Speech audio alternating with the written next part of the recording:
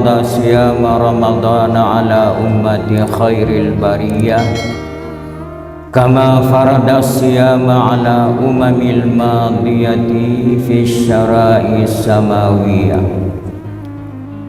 Asyhadu an la ilaha illallah wahdahu la syarika lah wa asyhadu anna Muhammadan abduhu wa rasuluh la nabiyya ba'dah.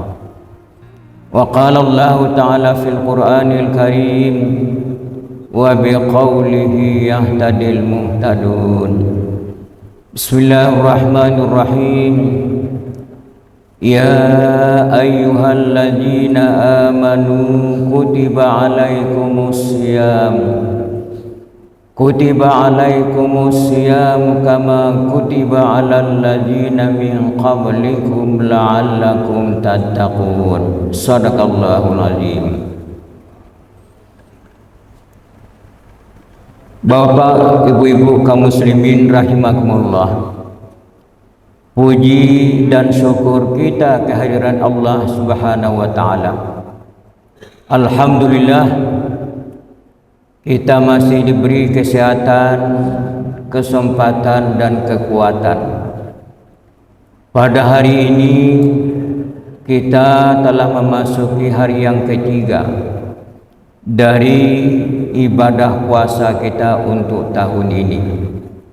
Mudah-mudahan semua amal ibadah yang sudah kita lakukan diterima oleh Allah Subhanahu wa taala.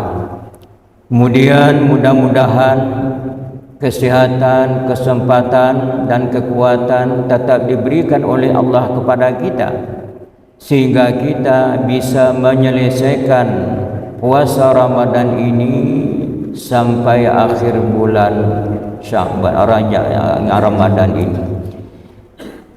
Kaum muslimin dan muslimat rahimakumullah, di dalam sebuah hadis Rasulullah pernah bersabda. Apa kata Rasulullah? Al-jannatu mushtaqatun ala arba'ati nafar, talil Qur'an wa hafizil lisan wa mut'imil ji'an was-saimina fi syahri Ramadan. Apa kata Rasulullah dalam hadis ini? Ada 4 golongan manusia, 4 kelompok manusia yang dirindukan oleh surga untuk masuk ke dalam surga ini. Siapa saja kelompok itu? Yang pertama adalah talil Quran, orang yang membaca ayat-ayat suci Al-Quran. Kelompok yang kedua ialah wahafizil lisan, orang yang mampu mengendalikan lidahnya. Yang ketiga adalah wa mut'imil ji'an, orang yang memberi makan bagi orang yang lapar. Dan yang keempat adalah was-saimina fi syahri Ramadan, orang yang mengerjakan ibadah puasa pada bulan Ramadan. Bapak ibu-ibu yang kami hormati, kelompok yang pertama yang dirindukan oleh surga, masuk ke dalam surga itu ialah orang yang membaca ayat-ayat suci Al-Quran. Membaca ayat suci Al-Quran di dalam syariat agama kita adalah ibadah. Maka oleh sebab itulah Rasulullah pernah bersabda, man qara'a harfan min kitabillahi ta'ala falahu bihi hasanatun wal hasanatu bi asyri amsalihah. La aqulu alif lam mim itu harfun, walakin alifun harfun wa lamun harfun wa mimun harfun. Apa kata Rasulullah? Siapa yang membaca Al-Quran itu, satu huruf saja yang dia baca, Berapa pahala yang dijanjikan kepada orang itu? Adalah 10 kali lipat. Saya tidak pernah mengatakan, kata Rasulullah, bahwa alif lam mim itu satu huruf. Tetapi alif satu huruf, lam satu huruf, dan mim adalah satu huruf. Inilah di antara hadis Rasulullah yang menjelaskan kepada kita bahwa membaca Al-Quran tidak sama dengan membaca kitab-kitab yang lain. Membaca Al-Quran adalah ibadah. Mulai dari huruf demi huruf yang kita baca, kalimat demi kalimat yang kita baca, surat demi surat yang kita baca, itu adalah nilainya ibadah di sisi Allah Subhanahu wa Ta'ala. Semakin banyak Al-Quran yang kita baca, apalagi dalam bulan Ramadan ini, kalau kita bisa mentargetkan berulang kali khatam Al-Quran 30 juz dalam satu bulan ini, insya Allah sangat luar biasa pahala yang akan kita terima nanti di padang mahsyar. Ada orang yang kadang-kadang sampai 5 kali dia khatam dalam satu bulan. Taruhlah bagi kita barangkali mungkin hanya bisa 1 juz, tetapi 1 juz itu sudah berapa huruf yang ada di dalamnya. Dan itulah nanti bandingan pahala yang akan diberikan oleh Allah kepada orang yang membaca Al-Quran. Di dalam bulan Ramadan ini, salah satu keistimewaan Ramadan ialah nilai ibadah kita berlipat ganda. Maka di antara yang berlipat ganda nilai itu ialah orang yang mengerjakan ibadah sunat di dalam bulan Ramadan ini, maka pahalanya, balasannya sama dengan ibadah wajib pada bulan-bulan yang lain, kata Rasulullah. Begitu besarnya pahala dari membaca Al-Quran di dalam bulan Ramadan ini. Maka oleh sebab itulah kita sangat dianjurkan sekali untuk memperbanyak membaca ayat-ayat suci Al-Quran di dalam bulan Ramadan ini. Karena disinilah tempat kita berburu pahala, tempat kita mengumpulkan pahala yang sebanyak-banyaknya dengan mengerjakan ibadah kita kepada Allah Subhanahu wa Ta'ala. Satu waktu Rasulullah pernah bertanya kepada sahabat beliau. Apa yang ditanyakan Rasulullah ketika itu? Atadruna mal muflis? Tahukah anda siapa orang yang bangkrut itu dalam kehidupannya? Apa jawaban sahabat? Al-muflisu fina man la dirhama lahu wa la mata ya Rasul. Orang yang bangkrut menurut kami ya Rasulullah, orang yang tidak punya apa-apa, tidak punya pekerjaan, kemudian untuk kebutuhan pokok saja sangat susah. Kemudian apa kata Rasulullah? Umatku yang bangkrut nanti di padang mahsyar ialah umatku yang timbangan dosanya lebih berat dari timbangan pahalanya. Inilah kata Rasulullah, umatku yang bangkrut di padang mahsyar nanti.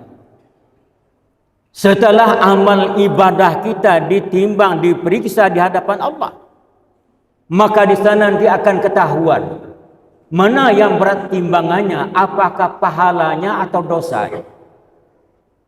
Maka kata Rasulullah, kalau umatku nanti mengalami dosanya lebih berat dari pahalanya, inilah umatku yang bangkrut di padang mahsyar. Kaum muslimin jamaah zuhur rahimakumullah. Jadi artinya apa? Di dalam bulan Ramadan nilai kita membaca Al-Quran sama dengan ibadah wajib di luar Ramadan. Maka oleh sebab itulah kesempatan yang paling baik sekali kita berburu pahala di dalam bulan Ramadan ini. Semua kita tidak ada yang termasuk golongan orang yang bangkrut di padang mahsyar. Semua kita ingin kalau bisa timbangan amal kebaikan kita, amal ibadah kita, hendaknya 100% kalau bisa. Tetapi semuanya itu adalah tergantung sewaktu kita lagi hidup di dunia ini. Bisa tidak kita mengerjakan, berusaha untuk mencapainya itu?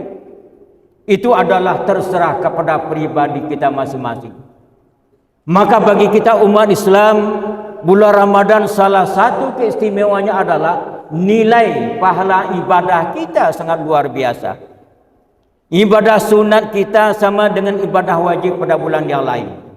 Ibadah wajib kita bandingannya kata Rasulullah 70 kali kita kerjakan di luar Ramadan sama dengan 1 kali di dalam bulan Ramadan ini. Begitulah bandingan pahala yang dijanjikan di dalam syariat agama kita bagi yang membaca ayat-ayat suci Al-Quran di dalam bulan Ramadan ini. Inilah satu kelompok yang sangat dirindukan oleh surga, masuk ke dalam surga itu. Alangkah bahagianya orang yang masuk ke kelompok ini. Kemudian yang kedua ialah orang yang mampu mengendalikan lidahnya. Kita sedang berpuasa. Yang dipuasakan bukan hanya sekadar menahan makan dan minum, tidak. Tapi juga adalah menahan semua anggota kita termasuk lidah kita. Bagaimana lidah kita kendalikan? Setiap kalimat yang kita keluarkan dari lidah kita adalah kalimat yang baik. Kalimat yang menyenangkan orang lain. Maka Rasulullah mengingatkan, malam yada qaulal dzur wal amalan falaisa lillahi hajatun fi an yada ta'amahu wa syaraba. Orang yang tidak mampu meninggalkan perkataan kotor yang diucapkan oleh lidahnya, kemudian diamalkannya apa yang dia katakan yang buruk itu, tidak ada perlunya bagi Allah dia meninggalkan makan dan minum, kata Rasulullah. Artinya apa? Kita dilatih, kita dididik, dan kita diwajibkan kalau memang kita ingin puasa kita diterima oleh Allah. Salah satunya yang wajib kita pelihara adalah lidah kita. Karena kata Rasulullah, lidah ini adalah anggota kita yang paling berbisa. Kalau lidah sudah menebarkan dosanya, maka itu lebih berbisa dari ular yang paling berbisa. Kalau rumah tangga orang yang utuh, bahagia, kemudian ada orang lain yang memfitnah, menggunjingkannya, bisa rumah tangga itu berantakan. Kalau lidah sudah tidak terkendali lagi, bisa terjadi perkelahian antar kampung. Kalau lidah sudah tidak terkendali lagi, bisa terjadi perang antar negara. Kenapa? Karena bisanya lidah itu. Maka di dalam bulan Ramadan kita dilatih. Untuk apa? Mengendalikan lidah kita. Jangan ada sedikit pun yang keluar dari ucapan lidah kita, perkataan yang buruk yang memang dilarang di dalam syariat agama kita. Tapi bagaimana hendaknya dengan ucapan kita, orang senang mendengarnya, orang bahagia menerimanya. Inilah tuntunan agama kita.